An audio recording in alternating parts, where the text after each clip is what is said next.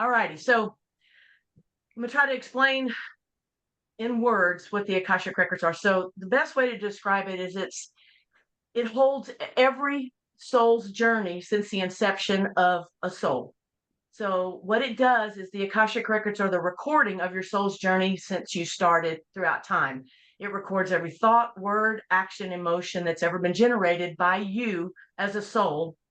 And it's all stored in there. I call it God's gift to us so that we can keep track of what we're doing when we come back here time and time and time again. So in the Bible, it's known as the Book of Life. So in Christianity, it's known as the Book of Life. And in Judaism, it's known as the Book of Remembrance. So what happens, what we do is when we go into these Akashic Records, we can retrieve information from our genetics, from our past lives, even from this lifetime and the conditionings of this lifetime. We can get the information and bring it into the present moment and work with it.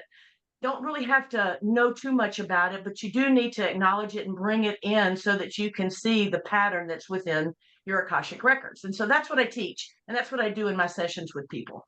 So the Akashic Records, another way to describe the Akashic Records is like a computer. So, when you're typing a Word document and you're going to town and you hit save. So it goes into a place within your computer, like the Akashic Records, the infinite library of information and healing.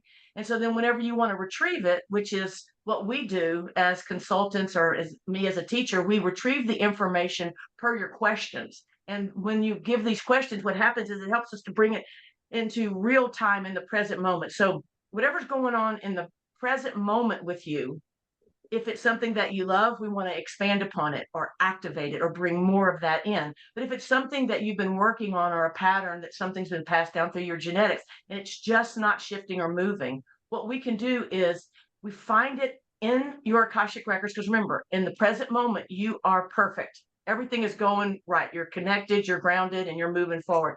But there are places within your soul's journey where you are trapped. And I call those trapped pieces of your soul. You're trapped. And so what we do is we use your questions, we retrieve them from wherever they're stored, whether it's, conditioning from this lifetime or a past life, and bring it in, and we work with that piece of you to heal it.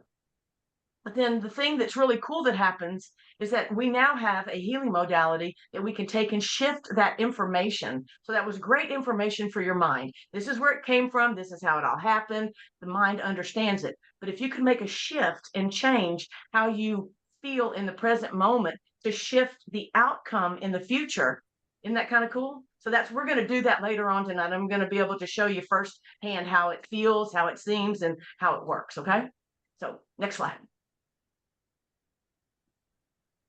So I put these up here. I mean, it's infinite ways you can use the Akashic Records. It's whatever you came here to be passionate about, experience, or whatever. Mine just happened to be music, but you can write from the Akashic Records.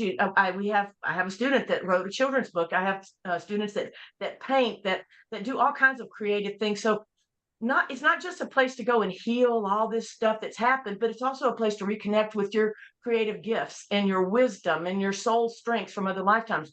I think one of the most fun ones I ever did is any of you that on here that know me know that I always say that I can't dance, but and I can. I have really great rhythm from the top up. But I went into and I said, I'm going to see a fun past life. I want to see one that has to do with something that's fun and creative, something I would never do. And they brought in me as a belly dancer. And I was voluptuous, and I mean, I could move my body. And it was one of the most freeing things to actually see that and bring it in to the present moment. That's the activation at the DNA level. And I activated. So now I may still say, hey, I don't dance. I don't know. My dancing's not so great, but at least I just go and have a good time. I'm not self-conscious about it anymore. Because that belly dancer who I was back then, she did a great job. So it's fun to be in the records, but it's also very healing to be in the records. So you can do pretty much anything. You can strengthen your relationships.